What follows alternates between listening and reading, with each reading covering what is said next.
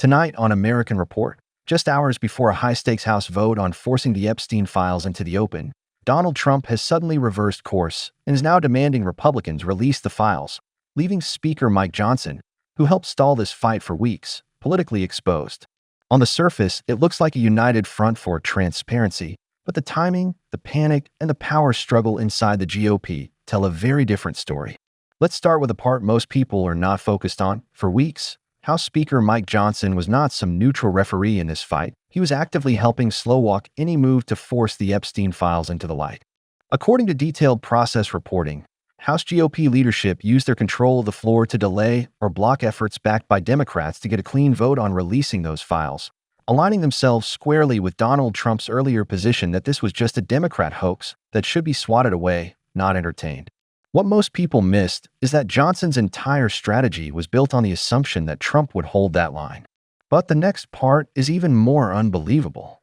That leadership strategy started to crack the moment rank-and-file members in both parties went around Johnson and signed onto a rare discharge petition.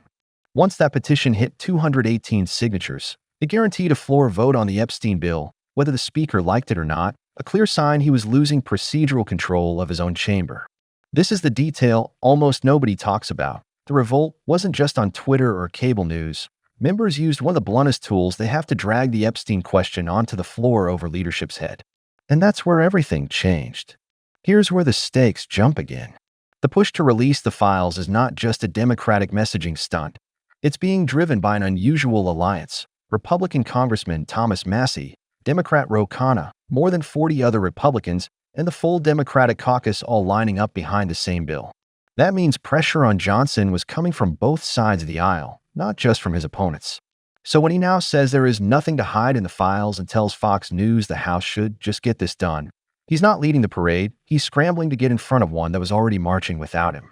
What happens after this is even more revealing. While all of this was building inside the House, Epstein survivors were speaking out in Washington, reminding Trump directly that he has so much influence and power in this situation and asking him to finally use it to help them. At the same time, new troves of Epstein emails were surfacing, including claims that Trump knew about the girls and attacks on his mental state, giving Democrats fresh ammunition to question what Trump knew and when he knew it. Here's the part almost nobody talks about. Those emails don't just raise moral questions about Epstein, they raise political questions about why Trump and his allies were fighting so hard to keep the wider file sealed. And this next detail changes the whole picture. For months, Trump dismissed the entire push to release the files as a hoax, even as survivors and lawmakers kept the pressure on.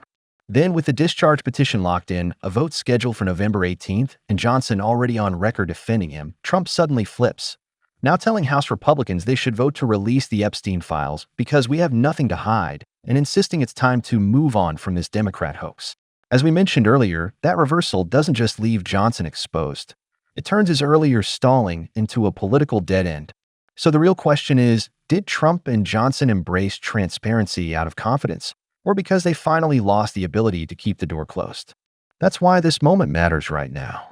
You have a speaker whose authority was undercut by his own conference, a party leader whose messaging flipped only after the pressure became unavoidable, and a high-stakes vote that will determine how much of the Epstein story the public actually gets to see, and what it means for everyone whose names appear in those files.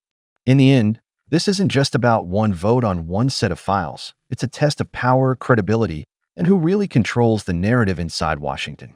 How do you think this all plays out once those names and details finally hit the light? This is American Report. Stay informed. The story isn't over.